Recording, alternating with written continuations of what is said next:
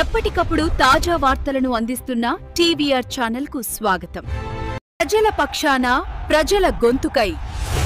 నమస్కారం, welcome to TVR channel.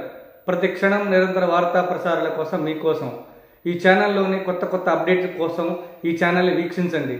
ఈరోజు వార్తలోని ముఖ్యాంశాలు. తెలంగాణలో సామెతుంది, కొండంత రాగం తీసి గాడిదపాట వాడినటోడు వెంకట్.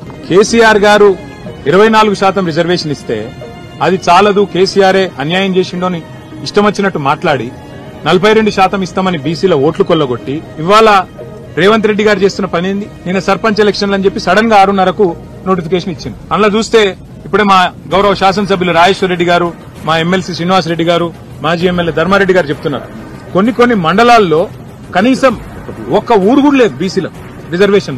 ఇంతకంటే అరాచకం, ఇంతకంటే కిరాతకం ఏదైనా ఉందో నాకే తెలియదు. మరి నేను ఇంకొక మాట కూడా అడుగుతున్నా, 42% అని చెప్పి కులగణన చేసి దానికి 160 కోట్లు ఖర్చు పెట్టి దానికి మళ్ళీ రాహుల్ గాంధీ కితాబులు ఇచ్చి ఇది రేర్ మోడల్, రేర్ అంటే ఏంటంటే అంటే రాహుల్ రేవంత్ మోడల్ అట, రేర్ మోడల్ అని పెట్టి దానికి కాంగ్రెస్ వర్కింగ్ కమిటీలో తీర్మానం పెట్టి ఓహో రేవంత్ రెడ్డి ఆహా కాంగ్రెస్ అని ఊదరగొట్టి ఇలా పీకింది. చివరికి ఏం చేసినావు?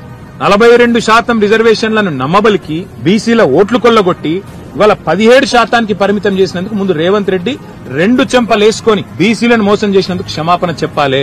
సర్పంచ్ ఎన్నికల్లో ఇవాళ ఏ అరాచకం అయితే చేస్తా ఉన్నారో, కొన్ని మండలాల్లోనే బీసీలకు స్థానం లేకుండా, రిజర్వేషన్ లేకుండా చేసి, కొన్ని జిల్లాల్లో కూడా లేకుండా చేసి దుర్మార్గం ఏదైతే ఈ ప్రభుత్వం చేస్తున్నదో దీనికి రాహుల్ గాంధీ క్షమాపణ చెప్పాలి. ఎందుకంటే బీహార్ ఎన్నికల్లో రాహుల్ గాంధీ అబద్దం చెప్పిండు, తెలంగాణలో మేము చేసేసినాం 42% ఇచ్చేసినాం అని బీహార్ ఎన్నికల్లో చెప్తాడు, ఢిల్లీలో చెప్తాడు. అందుకే తెలంగాణ గల్లీల్లో ఉండే మా బలహీన వర్గాల సోదరులకు నా ప్రార్థన, దయచేసి కాంగ్రెస్ పార్టీ మిమ్మల్ని ఏదైతే నమ్మించి గొంతు కోసిందో బుద్ధి చెప్పండి. ఇవాళ పార్టీ రహితంగా జరిగే ఎన్నికల్లో సిగ్గులేదు ముఖ్యమంత్రికి, మంత్రులకు. పార్టీ రహితంగా జరిగే ఎన్నికల్లో పార్టీ పరంగా రిజర్వేషన్లు ఇస్తారట. ఆ ఎన్నికల్లో పార్టీ గుర్తే లేకపోయా, అసొంటప్పుడు నువ్వు పార్టీ పరంగా రిజర్వేషన్లు ఆడికెళ్ళిస్తావు అంటే నమ్మితే ఇక ఎన్ని అబద్దాలు చెప్తారంటే వాళ్ళకు నిజంగా వాళ్ళ నోళ్లకు మొక్కాలే. మళ్ళొక్కసారి ఇవాళ వీళ్ళ నిజరూపం బయటపడ్డది. వీళ్ళు ఇన్నాళ్లు బీసీల కోసం కార్చిన కన్నీళ్లు మొసలి కన్నీరు అన్నది బయటపడ్డది.